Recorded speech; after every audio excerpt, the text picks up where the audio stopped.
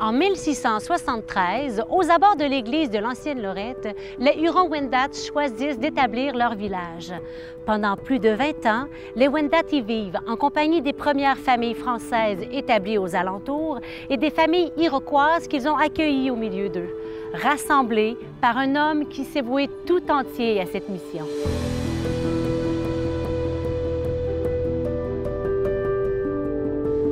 Fondateur de la ville de l'Ancienne-Lorette, homme fidèle aux coutumes huronnes, protecteur des pauvres, ambassadeur de paix, spécialiste des langues huronnes et iroquoises, le père Pierre-Joseph-Marie Chaumonot fut le plus fameux et le plus aimé des missionnaires.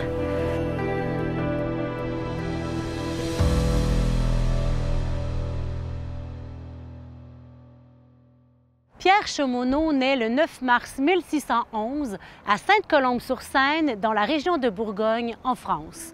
Pour reprendre ses mots, son père, Clément, est un pauvre vigneron et sa mère, Jeanne, la pauvre fille d'un maître d'école. Dès l'âge de 6 ans, il quitte le nid familial et part vivre chez son grand-père pour apprendre à lire et à écrire. Il est chanceux parce que son grand-père avait été maître d'école et ses parents l'envoient chez son grand-père pour apprendre à lire et à écrire. Il revient à la maison, ça n'a pas été très long qu'il y a un oncle, une autre chance qu'il a eue, un oncle prêtre à Châtillon, l'a pris chez lui pour le faire étudier au collège de Châtillon. Son oncle aimerait qu'il apprenne le plein chant. Donc Pierre Chaumonot décide, avec un ami qui l'a comme influencé, d'aller vers Beaume pour apprendre le chant. Puis pour le faire, bien, il avait besoin d'argent. Il restait chez son oncle.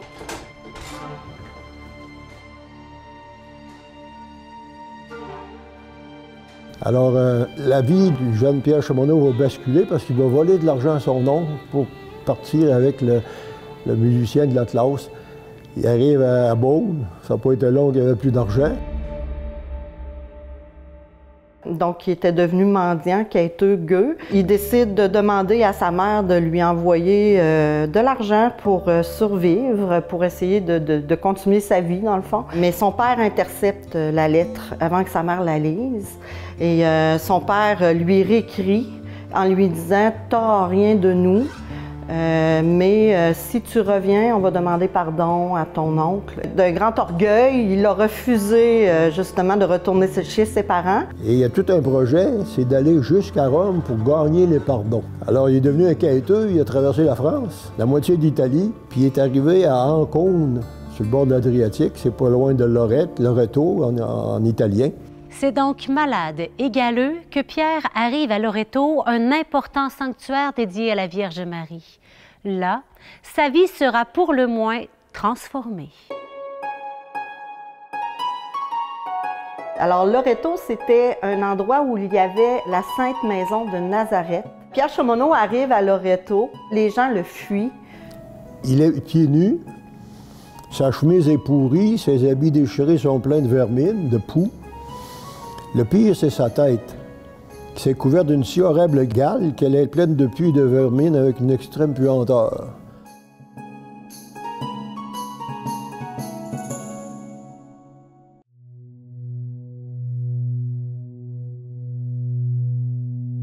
Il est sorti du sanctuaire et puis pour lui, dans sa tête, il avait fait une prière, tout simplement. Il n'y avait pas d'attente. Il est sorti du sanctuaire, puis là, tout d'un coup, un jeune homme, un bel homme, bien habillé, va le voir et lui dit « Il me semble que tu as l'air d'avoir mal à la tête.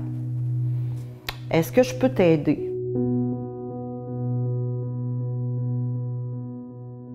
Donc, il va en arrière d'une colonne et le jeune homme apporte un plat d'eau et commence à lui nettoyer la tête, à le rendre un peu plus propre, à lui couper les cheveux. Il se sent beaucoup mieux. Donc, à partir de ce moment-là, je pense que Pierre Chaumonot s'est dit « Maintenant, c'est à moi de tendre la main. » Ce jour-là, la Vierge de Lorette l'attendait pour le secourir. Elle est entrée dans sa vie et elle n'en est jamais sortie.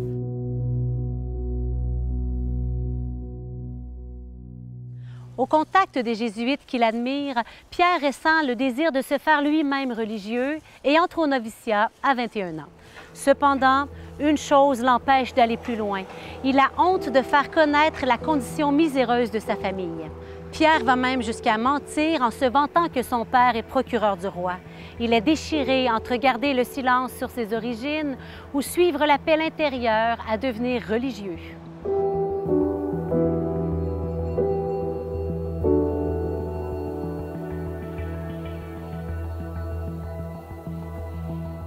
Un jour, il a demandé à son directeur de l'interroger sur sa jeunesse. C'est là qu'il a fini par dire qu'il mentait depuis le début, que son père n'était pas procureur du roi, mais simple vigneron, et que lui, il avait été simplement un vagabond, puant et sale. Il dit ça souvent, là, et la Vierge l'avait guéri à Lorette. Alors, il rétablit les faits, là, il commence à être plus humble.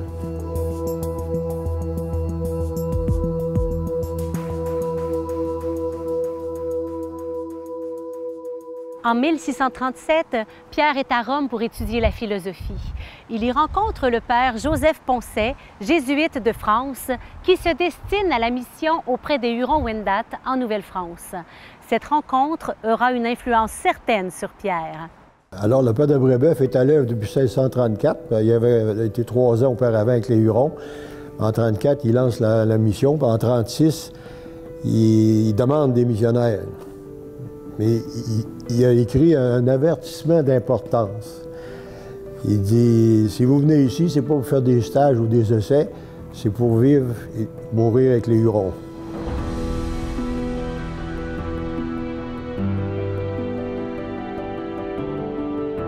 Le document de 1636 arrive à Rome en 1937. Le père Poncet, qui était un Français, il finit sa théologie.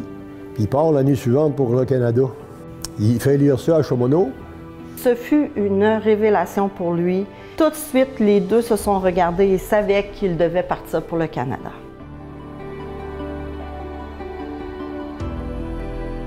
En fait, Pierre Chaumonot n'était pas ordonné, donc il n'avait pas fait ses vœux.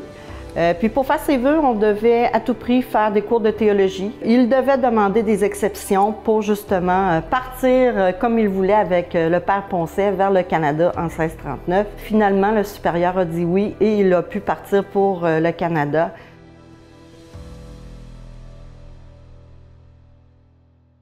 C'est le 1er août 1639 que Pierre-Joseph-Marie Chaumonot pose le pied à Québec, en compagnie des premières religieuses Augustine et Ursuline, dont Marie de l'Incarnation. La ville est en fête, mais Pierre ne s'attarde pas. 8 jours plus tard, avec son ami Joseph Poncet, il s'embarque, cette fois en canot, pour rejoindre le pays des Hurons, dans l'actuelle baie géorgienne du lac Huron, en Ontario. Quand Chaumonot donc part pour la Huronie, on est encore dans les débuts des contacts entre les peuples autochtones et précisément le peuple huron et les Français. Donc, quand ils partent, ils n'ont pas énormément de connaissances, ils vont un peu à l'aventure, un peu sans trop savoir à quoi s'attendre. Il arrive là, il va tout de suite tenter d'apprendre la langue, c'est vraiment pour lui une priorité. Donc, ils vont souvent être habiles, les jésuites, ils vont, oui, apprendre les langues, ce que Chaumonot va faire, mais aussi ils vont utiliser les images. Il est vraiment un homme de terrain. Il va aller justement de cabane en cabane. Ça voulait dire rentrer dans la fumée avec les animaux dans la maison longue des Hurons. Et ce qu'il détestait le plus au début, c'est qu'il les entendait rire. Et pour lui, c'était comme s'il s'était trompé, mais non, c'est parce qu'eux autres trouvaient ça vraiment très, très beau de voir un père essayer d'apprendre leur langue, essayer d'aimer leur culture et essayer un peu de devenir comme eux pour apprendre ce qu'ils sont. Il est reconnu comme étant un de ceux qui a vraiment porté une grande attention particulière à l'apprentissage de la langue Wendat. Donc, il allait là, rencontrer les gens, il essayait de prendre des notes des mots, si bien qu'on disait, certains Hurons disaient qu'il parlait la langue presque aussi bien qu'eux-mêmes. Il vit avec eux, il va carrément rester dans leur village, il va suivre les gens dans leurs activités.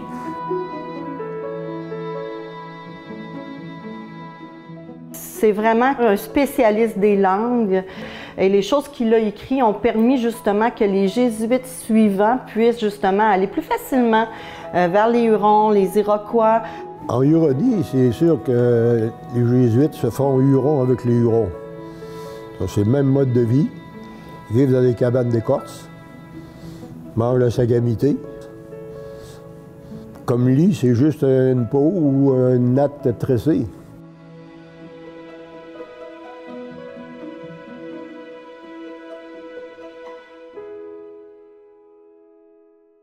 Malheureusement, la Huronie est au bord de l'hécatombe.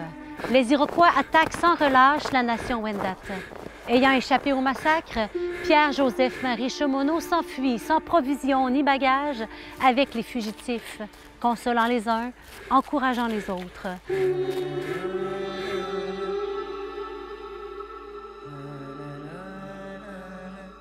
L'année 1650 sonne la fin de la Huronie dans la région des Grands Lacs. Environ 300 Wendat trouvent refuge près de Québec avec le père Chemonot.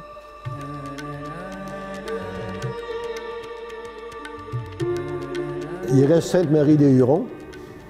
Et pour pas que ça tombe aux mains des Iroquois, les Jésuites ils ont décidé d'incendier eux-mêmes.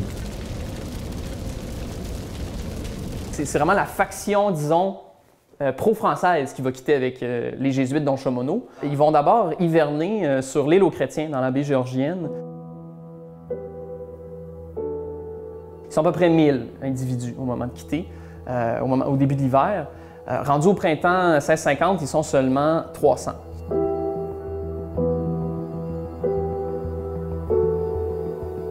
En 1653, les Iroquois demandent la paix. C'est le 12 septembre 1655 que des ambassadeurs iroquois arrivent à Québec traiter de la paix et demander des missionnaires pour leur pays afin qu'ils leur enseignent la foi. Une semaine plus tard, Pierre Chemonot, accompagné du père Dablon, quitte Québec pour Onontague, sur les rives du lac Ontario, dans l'État actuel de New York.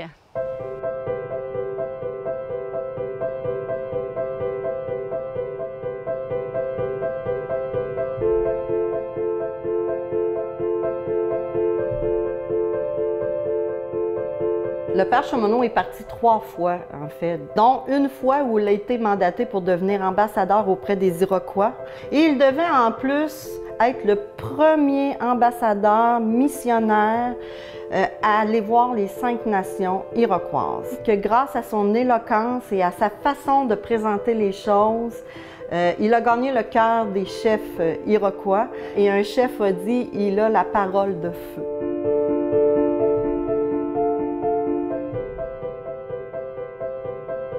Il faut comprendre que chez les Iroquois, il y avait des Hurons qui avaient été comme assimilés, si on peut dire, qui avaient été intégrés à la nation iroquoise.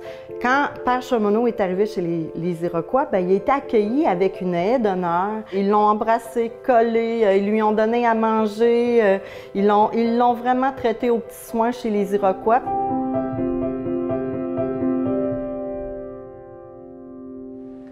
Nous sommes ici dans le stationnement du presbytère de l'église Notre-Dame de l'Assomption à l'Ancienne-Lorette. C'est en effet ici qu'en 1673, les Hurons-Wendat choisissent leur terre et décident d'y bâtir leur chapelle et leur village. 4 rangées de 6 cabanes forment un carré autour de la chapelle qui est alors située dans l'endroit délimité par les traits jaunes où je me trouve. On se rappelle que lorsqu'il était encore jeune homme, en Italie, Pierre a fait le vœu de bâtir une lorette dans les forêts de la Nouvelle-France. 37 ans plus tard, il réalise sa promesse.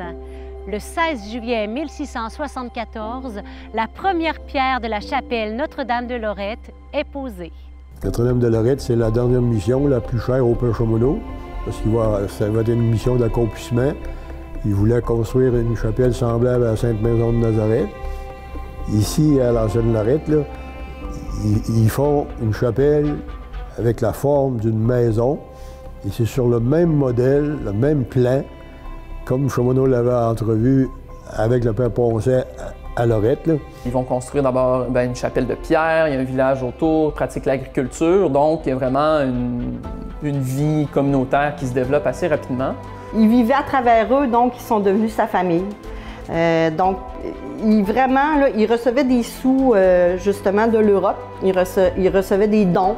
Ils prenaient cet argent-là, ils achetaient des semences pour les pauvres, ils leur donnaient pour qu'ils puissent ensemencer leur terre. Quand ils mangeaient, ils gardaient toujours une petite portion pour lui, mais le reste allait pour les pauvres. Il mettait ça dans une grande chaudronne, il brassait ça et puis il partait dans la ville avec sa chaudronne chaude pour donner ça aux pauvres et aux malades. Quand une personne qui cultivait la terre tombait malade, il engageait un ouvrier lui-même pour remplacer la personne malade le temps qu'elle revienne.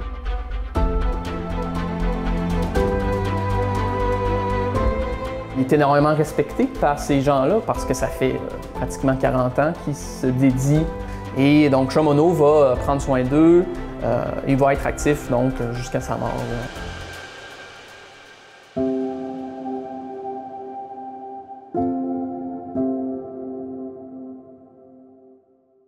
À l'automne 1692, le père Pierre-Joseph-Marie est transporté, malade, au Collège des Jésuites à Québec. Le 21 février 1693, il y meurt à l'âge de 82 ans. À l'annonce de son décès, les gens accourent en foule pour voir une dernière fois le plus remarquable des missionnaires. Jamais on n'avait vu en ce pays tant de monde à un enterrement. Tous veulent voir ce grand homme, lui qui a pourtant toujours fui les honneurs et les louanges. Alors, il est mort à 1h de l'après-midi. Et là, ça a été des funérailles le lendemain. Les Jésuites écrivent « Tous étaient partis. » Puis il restait une Iroquois. Il n'était pas capable de marcher. Elle s'est levée, elle s'est traînée jusqu'à Québec. Elle est arrivée au cercueil. Elle a fait sa prière. Elle a senti qu'elle était guérie. Elle a attendu que ce soit fini, les funérailles. Puis, elle est revenue quasiment en courant. Pierre-Joseph-Marie Chaumonot a été missionnaire plus de 50 ans au Canada, parmi les Hurons-Wendat. Pourquoi l'ont-ils choisi? Sans doute parce qu'il était le plus aimé des missionnaires. Cet homme attentif a su mettre en valeur leur langue et leur culture.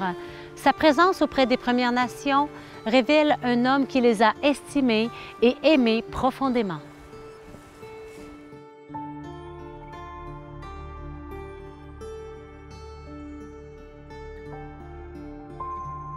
Il s'adaptait à son monde. Il s'adaptait aux gens qui étaient autour de lui et puis il donnait beaucoup. Le père Chaumonot a eu une grande importance, je crois, dans la relation avec les Iroquois et les Hurons. Chaumonot est là surtout par souci de prendre soin de ses brebis, de prendre soin de ces gens-là que ça fait 40 ans. Il a vécu des choses avec eux, là, ils ont vécu la mort, il y a des traumatismes, etc. C'est pas surprenant pour moi qu'il a décidé de finir sa vie avec eux.